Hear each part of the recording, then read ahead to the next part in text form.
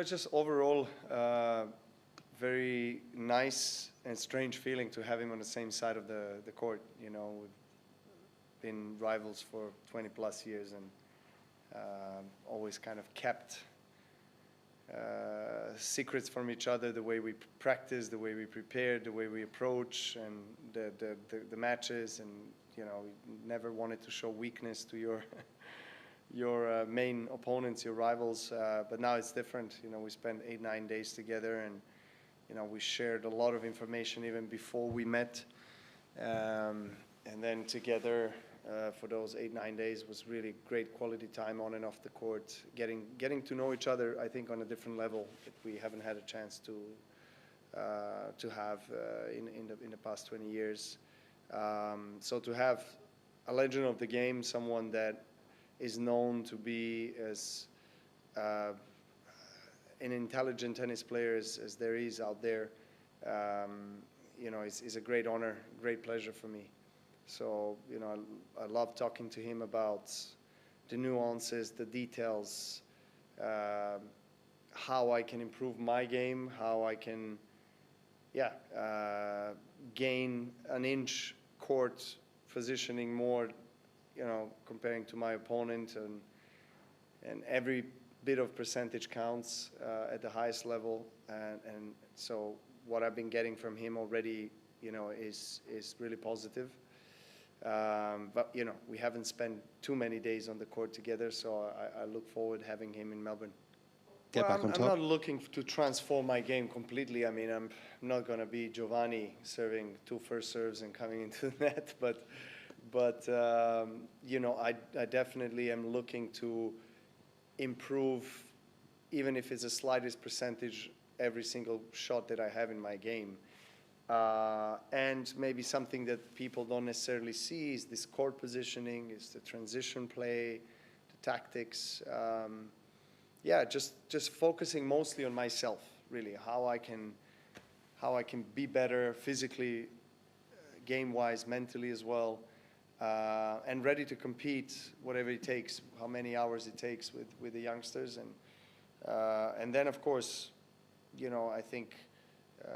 In the upcoming weeks, we will also, particularly the week before Australian Open start, do a lot of video analysis of my main opponents and top guys, trying to understand how my game matches up against theirs, and you know, what I've done in the past well, what I can improve.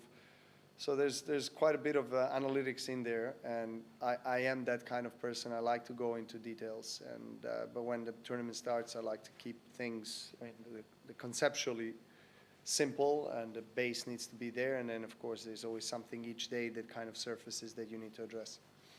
And we'll see. It's just the beginning of the season. I mean, I have the next kind of 5-6 months calendar in my head. You know, possible scenario, but you know, still have to review post Australia.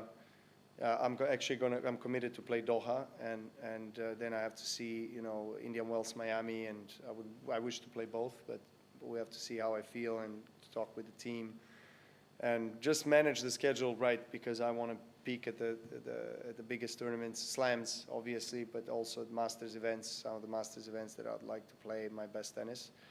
So so yeah, let's see. I mean, maybe it seems to me that I'm going to play slightly more tournaments this season, but I have to see how it goes. It's just the beginning.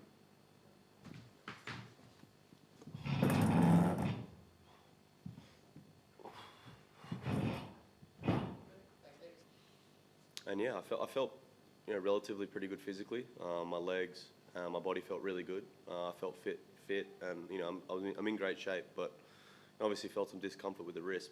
I mean, he does serve and hit the ball a lot bigger than probably some of the people that I've practiced with in the last year. But you know, there's no hiding. You know, once you commit to playing like that, you got to be ready. And I'm relatively really happy with how it went. You know, if I had to win that match, I'm honestly not sure if I'd be able to play my second round. So there's positives, but there's a lot more work to do. But yeah, I mean, props to him. He's a hell of a player. And yeah, I mean, I've played, you know, Karlovic, Isner, all the, you know, Raonic, all the big servers, and he's got the biggest serve by far. So, yeah, that was interesting, and it sucked. Yeah, definitely. I mean, I did miss the competition. You know, I compete every day, you know, whether it's a game on my phone or, you know, I love the competition. And look, I've given a lot to this sport, and everything that as that's come good in my life has come, you know, basically from this sport. So, yeah, like going out there again, playing a top player like that, super confident, even getting aced. You know, I was 4-2 down in the third set tie-break, change of ends, and I was still, you know, smiling to myself and just like, you know, we're right, you know, in the heat of the battle where, you know, 18 months ago, if you asked me and my physio, like, and you know, my coach that's here this week, he was feeding me fluffy balls, like with my wrist. We were not expecting to be here playing again, and at such a high level. Like, we were literally a couple points from winning. So there's a lot of positives, but again, it gets how much do I want to take of the trauma on the body, the pain. I guess, you know, when I played majority of my career, I was playing pretty much pain-free. You go out there for 2-3 hours, you'd enjoy the battle, and you would just focus. Where now it's like there's just constant pain in that wrist. So, look, I'll definitely keep battling for a little bit, but yeah, it was definitely cool to be back out there. The reality kind of set into me today. Like, that's a best of 3 match with my wrist, and if I'm able to, like, not only as a Grand Slam mentally, like, really draining, like that you're there for 2.5, 3 weeks. It's like physically a grind. Like, it's arguably one of the hardest things to do in any sport is win a Grand Slam in men's tennis. So I think I almost need a miracle, and I need like the stars to align for my wrist to hold up in a Grand Slam for sure. You know, today, if this was a Grand Slam, we may still be out on court, and I don't know how I'd pull up the next day or the day after. So yeah, that's kind of the reality setting in. But look, I'm just so happy to be part of the Australian summer again, and hopefully my partner, you know, continues to play the doubles here. It would be fun, but I completely understand if, you know, he wants to prioritise the singles. But I'm keen to see what happens around the Australian Open. As the new season begins, Novak Djokovic and Nick Kyrgios set out their contrasting goals after the first round of the Brisbane International. Novak Djokovic, fresh off a 6-3, 6-3 victory over Rinky Hijikata, is working closely with former rival Andy Murray. The two are now on the same team, sharing insights and strategies as Djokovic looks to fine-tune his game for the upcoming Grand Slams.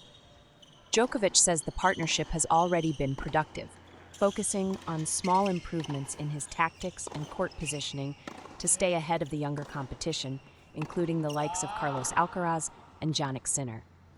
Meanwhile, Nick Kyrgios is back on court after struggling with wrist issues for much of the last 18 months. Despite a tough 7-6, 6-7, 7-6 loss to Giovanni Mapecci Pericard, Kyrgios remains positive, highlighting his physical fitness and eagerness to compete again.